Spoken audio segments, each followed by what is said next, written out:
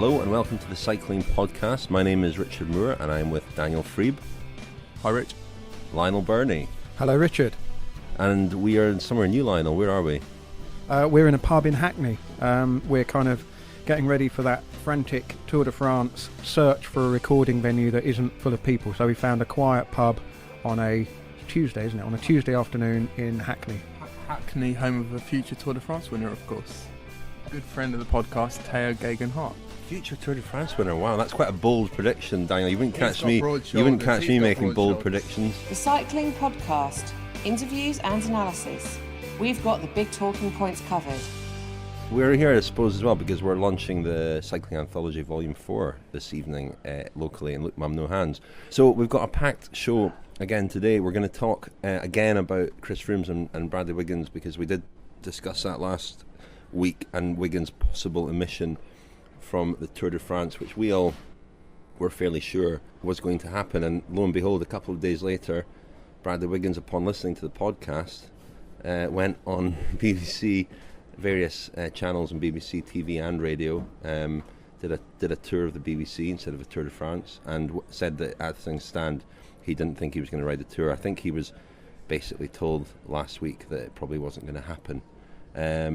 And he then took matters into his own hands and, to use a popular expression, tried to control the narrative and did so fairly successfully. I think he emerged from that with quite a few PR points, if nothing else. We'll talk about Wiggins and Froome and whether or not Wiggins will, or what will happen with Wiggins over the next few weeks in part 2. I think in part 1 we'll start talking about the race that's ongoing, the Critérium du Dauphiné, which began at the weekend with Chris Froome winning the prologue time trial and also winning stage 1, the mountain top finish, and really showing that he is in tour winning form, I think. Lionel, did you watch the mountain top finish? A bit of a duel between him and Alberto Contador. What did you think of it? Well, it was like looking into the future, the third week of the Tour de France, with Chris Froome trying to lay down his cards really to Alberto Contador. There was absolutely no attempt to hide his form. There was no attempt to kind of lull anyone into a false sense of security. He was very aggressive. He made several searing attacks, which really a very unusual style of riding, that's for sure. I mean, it's not aesthetically pleasing watch, is it? It's the way he accelerates in the saddle, his upper body all over the place. Brings to mind a phrase about Jim Furyk's golf swing, that somebody once described as like an octopus stuck in a phone box, which Frog in a blender. No, you're right. Actually, Jim Furyk. Another, I can't remember who it was. Who's the frog in a blender? That might have been Furyk as well. Anyway. Well, so Chris Froome is an octopus in a blender. There were some good ones, weren't there, during the tour last year? Some good descriptions of Froome's riding style. I think there was an octopus pushing a shopping trolley was a good one. A daddy long legs on a pogo stick. It ain't pleasant, but it is pretty effective. And Contador looked like he didn't want to get drawn into anything. He certainly wasn't going to. He certainly didn't look like he was going to try and counter-attack Froome. But he didn't look in any kind of difficulty. He looked like he was hanging on there pretty well, in contrast to some of the others, Vincenzo Nibali particularly. It looked like a tough climb. It looked like kind of really dead roads. You know, it was quite a featureless climb. I don't know if you know the climb, Daniel. You know most climbs, but it was an odd sort of dead climb, much steeper than I think it looked. It didn't have too many hairpins to break things up a bit and alter your rhythm. It looked like just a grind, and the sort of climb that if you're going well on, you can really make other people suffer. Contador wasn't as zippy as we've seen him at his best. You don't think? I mean, he was pushing a big gear. You know, he looked strong, but not without. I think Froome is riding at a level that we've not seen before. I mean, I spoke to the Française des Jeux, the FDJ coach Fred Grapp this morning about it. And Fred Grapp is someone who takes a keen interest in the sort of wattages that people are putting out, and he sort of follows the debate that inevitably plays out on Twitter after stages like this very closely. And he said that Froome's performance yesterday, I mean, it really is approaching sort of the levels of Armstrong at his best without casting aspersions on how it's been achieved.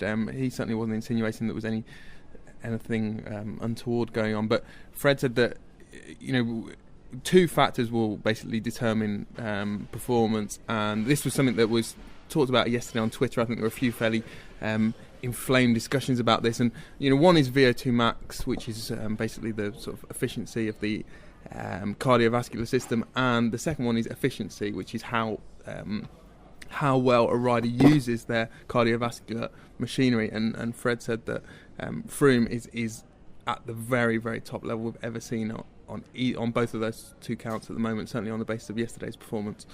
And a point I made before, just because you ride as fast as Lance Armstrong doesn't mean that you're doping. Let's be quite clear about that. There is a sort of assumption that people make that a performance as impressive as Armstrong automatically means doping. It doesn't. But I wonder, the other sort of talking point from the stage was the Team Sky and riders who Froome, for all that he is clearly very strong, will need at the Tour. And there is this question over whether it'll be the 2012 Team Sky or the 2013 Team Sky. Richie Porte didn't look. There has been talk that he's been back to his best after a difficult season, blighted by illness. But he didn't. He dropped off fairly early on the climb. I think Danny Pate and Kirienka had done a good job all day. On the climb itself, Mikel Nieve, the Basque climber, was impressive, very impressive. But Froome was left isolated quite a long way from the summit. But Froome needs mountain domestics. He needs support a lot less than Wiggins did in 2012, doesn't he? I mean, we've seen tours even in recent years. We've talked about this recently about how the importance of climbers and the quantity of climbers that you need for a successful Tour de France team tends to be overstated. I mean, remember Cadel Evans, when he won in 2011, was almost always isolated in the last sort of 5-10 kilometres of climbs, and BMC had pretty much a classics lineup, and which concentrated on keeping him safe in the first week. And it'll be interesting to see what Dave Brailsford does. I mean, I think we've mentioned it before on the podcast. We had a long discussion with him midway through the Tour last year when he almost admitted that he perhaps weighted the team too much towards climbers, and that they were missing, perhaps a Birnie Eyes or a road captain who perhaps would have preempted the problems they had in the second stage in the Pyrenees, the stage to Bagnères de Bigorre, I think, won by Dan Martin. He also, of course, as a climber, Froome wants his team to ride up climbs faster than Wiggins would have wanted, and that inevitably burns them up a bit quicker. I think yesterday, or at stage one of the Dauphiné, he was instructing them to ride hard, and Nieve eventually was following instructions to ride very, very fast indeed. And his last teammate Froome was confident that he could take it on that far from the finish, and he was right. But as you say, Lionel, it does set up a tantalising duel perhaps at the Tour between Contador and Froome. And one thought that occurred to me was sorrow that Nairo Quintana, we believe, is not riding the Tour. However, I've got a thought about that, and this is not a rumour. This is not a rumour. This is not based on anything that I've heard. I wonder. Just looking at Quintana, what he's done this year, and the way that he rode the Giro, and he seemed to win it in. It's always difficult to win a Grand Tour, but he won it in relatively controlled fashion. And he's not been over-raced this year. And interestingly, he's not riding the Dauphiné, as some Giro riders are riding Dauphiné Tour Switzerland. Those guys won't be riding the Tour. I don't think Quintana's riding the Tour Switzerland. Pretty sure he isn't. So I just wonder if at the last minute Movistar are going to spring. Does Carlos Betancourt come in? That's another story. But Quintana, I wonder if Movistar at the last moment will spring him on the Tour. Put him in there. I know he's a young rider, and long term that might not be the perfect career plan. Daniel's shaking his head. Not going to happen. Not going to happen. Do you want to bet? Yeah. A live bet on air. How much? £50. You don't understand. No, not £50. You don't understand betting. I understand that if we bet £20, I understand that one of us gets £20 from the other. Right. Okay. £20. Okay. Excellent. Betancourt. Yeah, Betancourt has gone AWOL in Colombia. He's gone back to Colombia after his spring races. This is Carlos Betancourt, the AG2R rider, focusing his entire year around the Tour de France. Was due back in France end of last week or at the weekend. Hasn't come back to France. AG2R can't get hold of him. He needs to be in France in order to get his work visa sorted in time for the Tour de France and the trip to Yorkshire. And as we speak at the moment, his whereabouts are a mystery. WADA should know, shouldn't they? Hopefully they will know where he is. They should. You would think. He's in Italy or Denmark or Mexico with Michael Rasmussen. No, Lionel. I should add, Daniel sort of alluded to, he rolled his eyes when I came out with a rumour. I should add a clarification to last week's breaking news about Geraint Thomas. I may have been slightly misled in saying that Geraint Thomas was going to leave Team Sky at the end of this year. I understand that he has now agreed terms and a contract has been prepared. Oh my God. He has not signed. He has not signed the contract yet, but I think that the chances are he will stay with Team Sky, and I wonder if some of the complete 180-degree turn you've done there. I wonder if some of the rumours that were circulating were part of sort of battle to raise his salary a little bit. Rumours perpetuated by you. We're going to make this a regular feature. We're going to make this a regular feature during the Tour de France. Rich's rumours, Moore's sources. It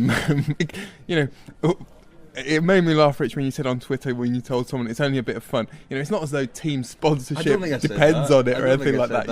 I think you did say it was only a bit of fun. Well, it is a bit of fun.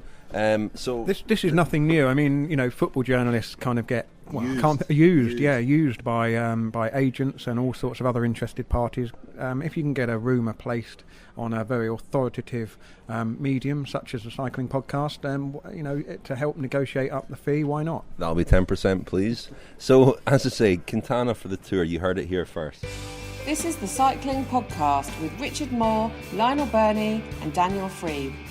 So we're going to carry on talking about the Dauphiné a little bit because there are other contenders. The Dauphiné really is where most of the guys who will ride the Tour and we expect to challenge in the Tour are. Other riders like Bradley Wiggins are off to ride Tour of Switzerland. But there were others that we saw on that climb at the end of stage one when Froome really lit the touch paper, starting to struggle. TJ Van Garderen, Vincenzo Nibali was clawing his way back, getting dropped again, clawing his way back. He couldn't match the explosiveness, the attacks of Froome, and when Contador could. And there's been some sort of news in the last week in Gazzetta dello Sport, which no doubt came from our good friend Ciro Scognamiglio, where Alexander Vinokurov, the team boss at Astana, has apparently written or did write to Nibali expressing his unhappiness at his form so far this year. But Daniel, do you have any insight into this? I mean, I think Vinokurov has been dissatisfied pretty much since the start of the season. They've not, up until the Giro and Aru's sort of breakthrough performance there, they've not had a very good season, and there have been various problems. There have been problems between Giuseppe Martinelli, who is the Italian Direttore Sportivo, famously Direttore Sportivo of Damiano Cunego and Marco Pantani in the past, now pretty much looks after Nibali. There were a few minor arguments between Martinelli and Nibali at Paris-Nice, and then also at the Tour of Romandie about tactics. And Martinelli himself was coming under pressure from Vinokurov because the team wasn't winning enough races. I was pretty shocked. Nibali has not had a bad season. I mean, he's not won races, but he's performed pretty much, up to the standard you would expect. Yesterday, I must admit, I think he looked completely outclassed. I mean, it's kind of been billed as a three-way fight for the Tour title, and he rode a decent prologue at the weekend on Sunday, but yesterday, although he managed to claw his way back a lot of the time, it tended to be when it kind of stagnated at the front, the pace had gone, and he made it back to the front, but he really looked a long way short of Contador and Froome standard. Yeah, I mean, he didn't look as good as even Andrew Talansky and Jürgen van den Broek, who's kind of coming back after 2012. He would have been a big factor in that race had he not had the problem at the bottom of La Planche de Belleville. Was it his chain came off, I think, when Sky were on the front? And he had a good tour, but he would have been a much bigger factor. So I expect him to continue this upward curve in form, and I think he's likely to be one of the top five kind of contenders. But Nibali is kind of, you never, apart from in last year's Giro where he really didn't have any kind of opposition, I've never really can't really recall seeing him under tremendous pressure to be in the mix like he was on Monday's stage of the Dauphiné. And the first time I've really seen him in that situation, and he's not been able to keep up with Froome and Contador. So it's going to be interesting to see, particularly with Vinokurov's kind of old school management style. I'm never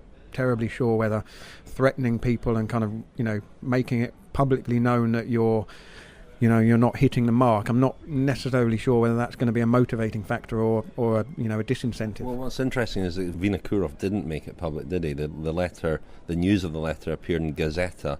So it's Chiro's fault. Chiro is basically. I mean, I was shocked watching that end of stage 1 of the Dauphiné to see Nibali and Chiro not on his wheel. To see Nibali without Chiro beside him, running up beside him in a mankini, running alongside him in a mankini. But just see Nibali without Chiro this year is extremely unusual. But the publication of that letter, the news of that letter, presumably won't have helped relations between them. Yeah, but if you put it into writing as a letter, then you run the risk of it being leaked. If you just have a conversation and a kind of an arm round the shoulder, I can't. Only if Nibali himself allows it to be leaked. Yeah, true. So unless Chiro is intercepting his mail. I would imagine Chiro's probably intercepting his mail. I think that's very likely indeed, yeah. There we have the answer then. But the point I'm making is, if in man management, if you have a conversation with somebody face to face and you say, look, come on Vincenzo, you need to buck up a bit here, that's a very different thing to actually putting your thoughts in writing, whether by email or, I can't imagine it was a formal letter with a sort of Dear Vincenzo. Yeah. Somehow I doubt that Vinokurov has been, between retirement and taking on his post as the manager of Astana, he's had a term at the Harvard School of Business studying management techniques. No. Well, you would think maybe, I don't know, read Steve Peters' book, The Chimp Paradox, something like that, pick up a few tips. Steve Peters, who is going to be on the England bench at the World Cup apparently in full England tracksuit or kit. And this is taking us on to the next part of the podcast a little bit, but I did think about Steve Peters in the last week or so as we've talked about Wiggins and Froome and what's gone on there. Steve Peters has done some incredible work with Victoria Pendleton, Chris Hoy and others, and Victoria Pendleton would probably not have become an Olympic champion without Steve Peters, but it'd be very interesting to speak to him about Chris Froome and Bradley Wiggins and the man management that's gone on there, and a failure, I suppose, to get those two somehow reconciled or at least able to function in the same team together. Just throwing that out there. Yeah, Steve Peters is a psychiatrist, isn't he? British Cycling and then Team Sky. And was he not kind of fundamental when Bradley Wiggins had his minor behind-the-scenes meltdown in 2012? Did Steve Peters not get involved in that? And when Wiggins kind of threatened to go home, when in the yellow jersey, it was Steve Peters who possibly talked to him? He certainly spoke to him a lot in 2010. I remember they were Skyping every day at the Tour 2010. So he had a big role with Wiggins then, and I don't know what's happening. I mean, his role with British Cycling, with Team Sky, has reduced over time as he's been sort of more in demand elsewhere. He's been working with Liverpool Football Club, Ronnie O'Sullivan, lots of other sports people. Now he's very involved in also UK athletics actually, and the England football team. Anything more to say about the Dauphiné before we go into Froome and Wiggins? No, just as you mentioned, I think, Rich, Van Garderen is a concern. Well off the pace yesterday. I suppose from Sky's point of view, Port is a bit of a concern. And Kelderman, we didn't expect to see as strong as he was yesterday. He's come out of the Giro very well, hasn't he? Yeah. He's 24. Looks a real prospect for the future. Yeah, I mean the Dutch obviously are still looking for their first tour winner since Zoetemelk in 1980, I think. I don't think they've necessarily got one in Kelderman, but someone who could definitely finish in the top 5 in future. Sort of, they tend to produce these. I mean, the old Rabobank under 23 system is interesting in that it produced a lot of riders who performed very, very well early in their career. And Robert Hasink was a good example. Bauke Mollema was another, and never really progressed hugely, having burst onto the scene 22, 23, 24, and clearly already very, very mature when they turned pro, and very good, and perhaps with limited margin for improvement. That certainly has been the case thus far, but Kelderman might be an exception to the rule. You're listening to the Cycling Podcast. Tweet us at cycling_podcast. Okay, let's revisit Chris Froome, Bradley Wiggins, a story that is still evolving, I think. as I mentioned at the start of the podcast, Lionel Bradley Wiggins went on. We're easily confused, obviously, with my one tour win. It's an easy mistake to make. Bradley Wiggins went on the BBC last week. He gave an interview to L'Equipe and went on the BBC. I understand he was told on the Tuesday that he basically wouldn't be riding the Tour. He then took matters into his own hands, and on Thursday morning he was all over the BBC, on the breakfast couch, on Radio 5, on Radio 4, various outlets, and basically the message in every interview he gave was consistent, almost word for word. As things stand, I won't be riding the Tour. It's a team sport. I understand that I'm gutted. I'm deeply disappointed, etc., etc. And he's basically riding the Tour of Switzerland, but he's basically been put on a track program leading up to the Commonwealth Games. I wonder if Team Sky weren't sure about his real desire to ride the Tour and whether he'd actually be quite happy to go to the Commonwealth Games. It appears not, and there seems to be a very real possibility that he might leave Team Sky. Now, I mean, he is out of contract at the end of the year. We have assumed that he would carry on until Rio and then probably retire after the Olympic Games there, but there seems a very real possibility now that he could leave Team Sky to try and ride the Tour de France again. Yeah, I think leaving Team Sky, I don't think that's necessarily a surprise. That's been bubbling away for a number of months. In fact, since last year, when he missed the Tour, there's been rumours that Orica Greenedge would take him at the click of the fingers. But what was interesting about several things were interesting about the way Wiggins kind of got on the front foot and went to the BBC, which, without getting into the conspiracy theories about Sky and Sky's role not just in cycling but also in broadcasting, it was interesting that 99% of messages about Team Sky come through official channels, either from the team itself or through Sky Sports News, and there was Wiggins sat on the BBC breakfast sofa making a huge announcement. And I mean, without not wearing any branded clothing, which is quite unusual. Yeah, I mean, I'm not party to his contract, but often there's perhaps not in an interview situation like that, but certainly a lot of TV interviews, a rider would be required to wear their sponsored kit, sponsored tracksuit or something. So it was definitely an attempt to kind of blindside Sky. Whether Sky knew he was going to do that, I can only assume they didn't. But just in terms of what it means for cycling and cycling in the UK, I think back to 2006, and I spent a few days with Wiggins when he was with Cofidis at the 4 Days of Dunkirk, and he was, I think, that was the first year he rode the Tour, wasn't it? 2006 for Cofidis, yeah. And he was in the kind of limbo land of not knowing whether or not he would get selected for that Tour. And the 4 Days of Dunkirk was kind of like, one of those races where Cofidis were whittling down the team, heading towards the start in Strasbourg, I think it was that year. And there was a prologue time trial there, and I think he won the time trial in the Dauphiné, the prologue in the Dauphiné, and that pretty much secured his place. Anyway, going back to the 4 Days of Dunkirk, we sat down a couple of times during that week, very informally, back in the days when, he was very relaxed. And Wayne, in the days when he was very relaxed. Well, he was very relaxed around journalists. He wasn't the big story. He wasn't, he wasn't a huge player in the sport.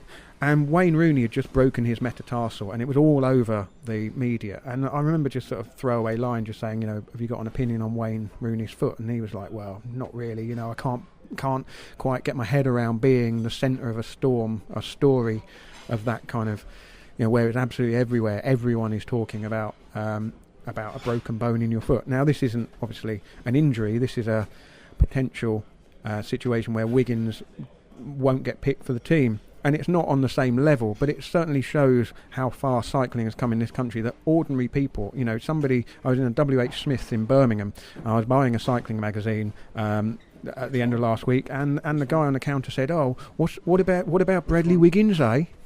Which one? Which cycling magazine? It was Pro Cycling, actually, Daniel. I don't wish to flatter you there. Good articles in there this month. It's still in the car. I haven't actually managed to open it, unfortunately. Sorry about that. But yeah, so people have kind of really latched onto this. And if you talk to people who are either a little bit into cycling or have no idea about it, but just kind of it passes by them a bit at Tour de France time, in the same way that Wimbledon passes by people at the end of June. The British public are going to struggle to get their heads around why is Bradley Wiggins not there. And on Twitter, although it's often a terrible barometer of public opinion, sometimes it can be a good indicator of how people are feeling. There is a fair amount of disappointment out there that invective towards Sky staff, in fact. Exactly, people talking about we should go up to Yorkshire and paint "Where's Wiggo" all over the roads, or I was going to take my lad up to watch the Tour, but now Wiggins isn't there, I'm not going to bother. That kind of thing. You are quoting people here, Lionel, aren't you? Yeah, I'm quoting people here. I'm not talking about I haven't bought a load of paint to go and start daubing on the roads. But it's from my point of view, sort of having followed cycling for so long and seen it come from almost nowhere to this point where it's now a major talking point, and it's on the news. It was on the BBC News Bulletin that Bradley Wiggins is not going to ride the Tour de France. It is extraordinary. He handed them the scoop on a silver platter, didn't he? So yeah, I think they could probably made even more of it, to be perfectly honest. It was a story, and is a story that has captured people's imagination for better or worse. And yeah, it's interesting. There is a situation here where Great Britain has the defending Tour champion Chris Froome, and there's a real disconnect between him and the public here, and they have really taken Bradley Wiggins to their hearts. I'm generalising here, but there is a real significant body of support for Wiggins out there that there isn't for Froome, and you wonder about how that will play with the people who are at the team presentation, for example, out on the road. Froome is, he's been dealt an unfortunate hand in a lot of ways, coming along and appearing to be so dominant, for the first sort of really dominant stage race rider since Lance Armstrong, and also sort of stepping into the shoes of the beloved Bradley Wiggins. It's a hard thing to do. It doesn't seem to have affected his performance at all, which I think hints at just how tough a character he is. But one thing I was going to say, talking about performance, looking at that stage in the Dauphiné on Monday, Wiggins wouldn't have been in that group, would he? If he'd been riding to team orders, he would have been perhaps the man before Mikel Nieve. So we would have seen kind of how he would be used in the Sky team, and so, but it is just about his presence in the race. Bradley Wiggins being here when the Tour starts in Yorkshire. He might have lasted longer than Richie Porte, and if he goes to Switzerland and rides well there, rides strongly, then do they revisit that? And if there's a problem with Richie Porte, do they look at it again? It's still, and we should mention as well that Dave Brailsford gave an interview to the Sunday Times at the weekend where he said, I'm in charge. Chris Froome doesn't pick the team. The riders don't pick the team. I will pick the team, and nothing has been decided yet, he said. There's still perhaps a way in for Bradley Wiggins. I spoke to David Walsh last week, who's obviously ghostwritten Chris Froome's book, and I said, does this not reflect badly on Team Sky's management of the thing I mentioned earlier in relation to Froome and Wiggins and their relationship, which is clearly very bad and has been since the Vuelta in 2011. And he said, to be honest, I think it's unmanageable. I think that, and you see that in some sports teams, there comes a point where somebody just has to go. We saw it, I hate to mention football, but at Manchester United, Alex Ferguson famously, no matter how good a player was, Jaap Stam or Roy Keane, if they were causing disharmony or even threatening to cause disharmony in the group, they were out the door. You mentioned there Chris Froome's book, and you've read it, Rich. I mean, I've seen the reaction that people don't seem to be taking from that Chris Froome is a particularly warm character. Is that the impression you took from it? Yeah, there is a sort of almost ruthlessness to him. Certainly a single-minded ambition, going right back to childhood. It's interesting, he went off to boarding school in South Africa quite as a teenager and had quite a tough time at the first school he was at, and the second school was a little bit of a more a friendlier sort of environment. And there's a fascinating story about him becoming a sort of bootlegger for his fellow pupils, because he was because he was showing an interest in cycling and he was actually encouraged to ride his bike and go out training. He would go out and buy alcohol and cigarettes for his fellow pupils who weren't really allowed out the school so easily, and bring them back and sell them for a handy profit, which eventually enabled him to buy his first proper racing bike. An interesting little insight into Froome's sort of street smarts, if you like, which is not something you necessarily associate him with. Similarly, some of the stories of him riding for Kenya, it also actually puts his decision to switch from Kenya to Great Britain in a whole new perspective, because you realise that it was quite a tough decision, one that his mother was against him making. She felt strongly that he should ride for Kenya, but some of the treatment they got from the Kenyan officials was pretty bad, and there was a real sort of amateurism at play there. Some amazing stories actually about Tour of Egypt when a Kenyan rider abandoned the race and waited at the side of the road for the team car. The team car never turned up. It was in the middle of the desert. He eventually dug a little hole, a little shallow grave in the desert to try and get out the blazing sun. And the team manager appeared eventually that evening with photographs of the pyramids. He'd been off sightseeing. Mm-hmm. So he just ducked out the race and gone off sightseeing. Meanwhile, this rider had been left in the middle of the desert.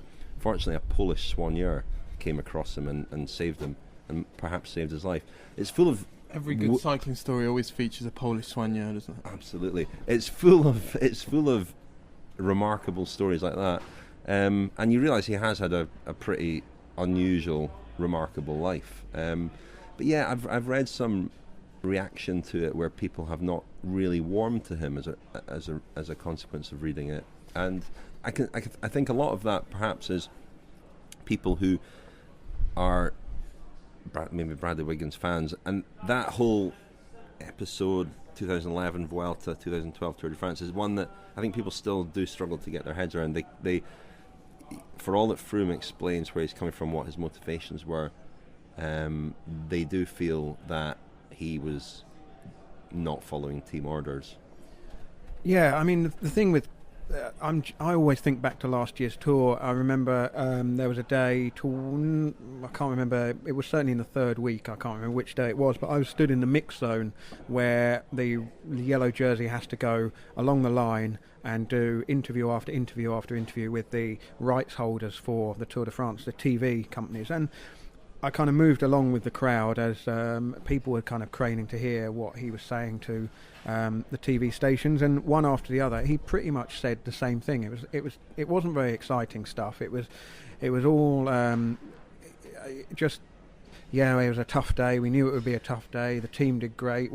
There was just nothing. There was absolutely nothing. And TV kind of is your opportunity to project to the world a bit of your personality. And I thought, throughout the tour last year, and I can only say this from a position of somebody who's never had to do that, it must be pretty daunting. Didn't you just say you'd won the tour? Well, I don't like to talk about it, but the not having been in that situation where you have to face TV camera after TV camera and then go into that funny truck and do the two-way interview. There's for those who obviously don't cover the tour, there's a truck for post-race interviews where the stage winner and the yellow jersey go in one after the other. There's maybe couple of dozen journalists can get into there. It's relayed then to the press room where there's 600-800 journalists, two-way video and audio. It's a very unnatural thing, and it's just something the riders have to go through to kind of tick off.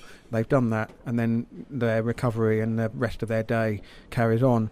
But in terms of telling a story, in terms of kind of understanding who Chris Froome was, when you've got a situation where there's 2 or 3 questions, there's no opportunity for follow-up, so question 1 might be completely different to question 2 and so on. There's never any real chance to get into who Chris Froome actually is, and I felt like we got to the end of the tour and we hadn't scratched the surface of his personality. And Ned Boulting, who had spent a lot more time around Chris Froome than we had because he was working with ITV and doing a lot of the one-to-one interviews with Froome, he wrote a piece for Volume 3 of the Cycling Anthology in which the basic question was, who is Chris Froome? And after 3 weeks, he wasn't any clearer about his personality. And I get the feeling, not that I haven't read all of the climb yet, which is Chris Froome's autobiography. I wonder whether much of his personality is going to come across, and I think that's where the disconnect is. Bradley Wiggins wears his heart on his sleeve. He says things that capture the imagination a bit. He's just got a magnetic personality.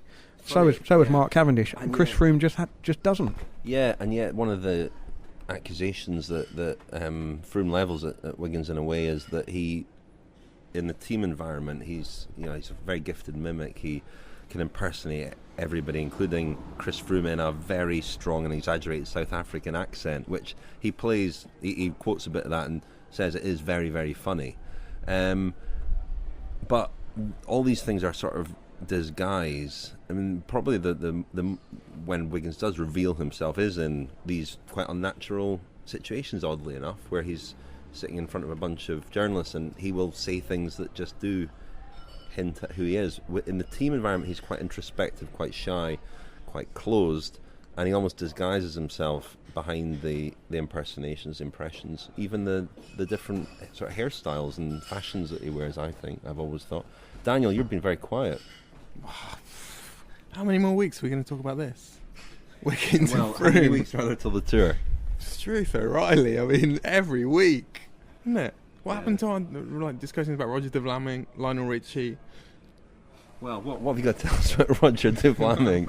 Is Roger de Vlaming riding the Tour this year, Daniel? Roger de Vlaming, he never used to enjoy the Tour because he said that he couldn't last more than about a week without a few cans of Coke. That was the way Roger used to unwind at the Tour.